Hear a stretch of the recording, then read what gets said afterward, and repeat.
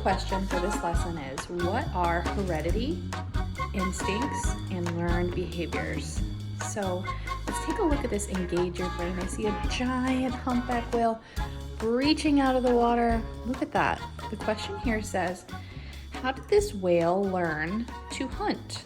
How do you think that whale learned to hunt? So we're going to be thinking about that as we go through our lesson today. Okay, like mother, like daughter. Have you ever noticed how children often look a lot like their parents? This happens because of a process known as heredity. As you read these 2 pages, we're going to circle some inherited traits. Okay, so let's go through and let's look at this girl right here. Read about this girl's traits, then fill in your own traits. So this girl's eyes are blue.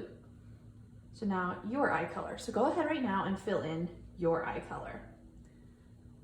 Maybe brown, light brown, hazel, green, blue. Go ahead and write that in right there. This girl's hair is brown. What's your hair color? Fill in your hair color. This girl's ears have attached lobes. Are yours attached or unattached? So this is a little bit tricky. I'm gonna go through and I'm gonna zoom in so you can see. So attached earlobes are kind of like, they don't really hang down. They're just like right like that. But if they're unattached, they kind of have this shape where they hang down a little bit. They are unattached earlobes. So which one do you have?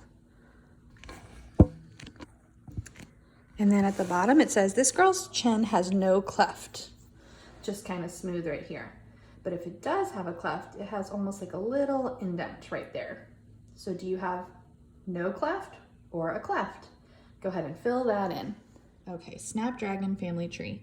One of the coolest traits about the Snapdragon is that you can make them talk. So I wanted to pull this video up to show you guys. It's so super silly, but look.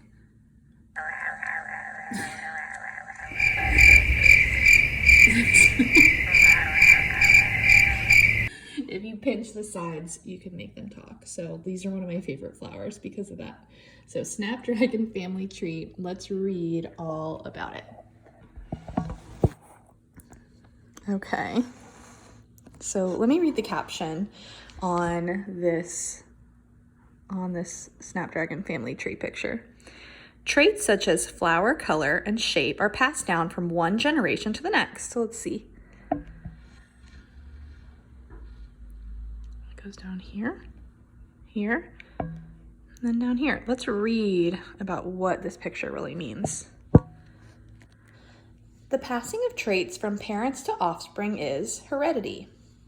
A trait is a feature of an individual such as brown eyes. That would be a trait. All of the features you see when you look in the mirror are traits.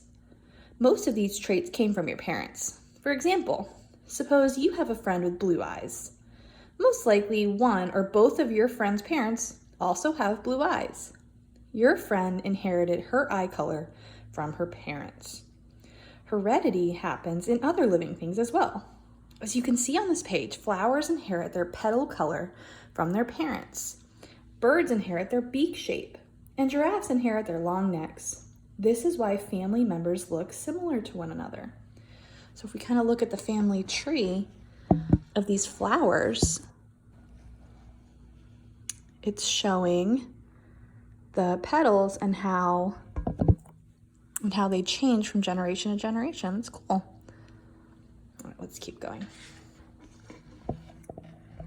It's in the genes. What controls the traits you inherit? Every living thing contains chemical instructions for traits. These instructions are known as genes. Underline the main idea as you read each paragraph below. Half of your genes come from your mother. The other half come from your father. Because of this, you have a mixture of traits from both of your parents. Remember that a sperm is a male sex cell. It contains genes from the father. An egg is a female sex cell. It has the genes from the mother. When the 2 sex cells join, the resulting cell has genes from both parents. So let's look at this picture right here. Genes are found inside cells. When sex cells unite, the new cell has genes from both the sperm and the egg. This chicken's feather color is inherited. Right.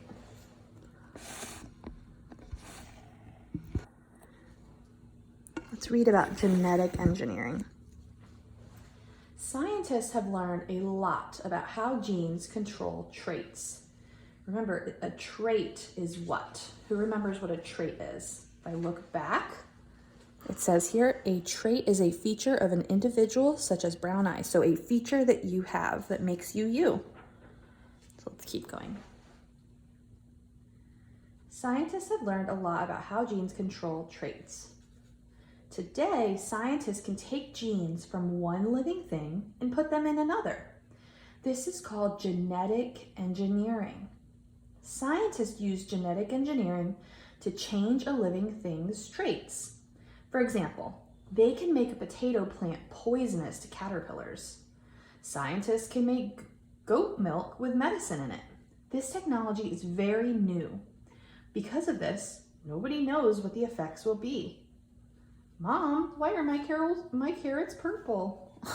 It's kind of a silly picture. Okay, so let's look. The genes of these carrots have been changed, so the carrots are different colors. Purple, white, and orange. So let's look here.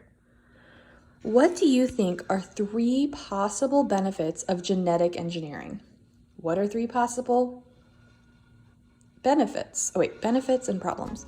Record your answers in the chart.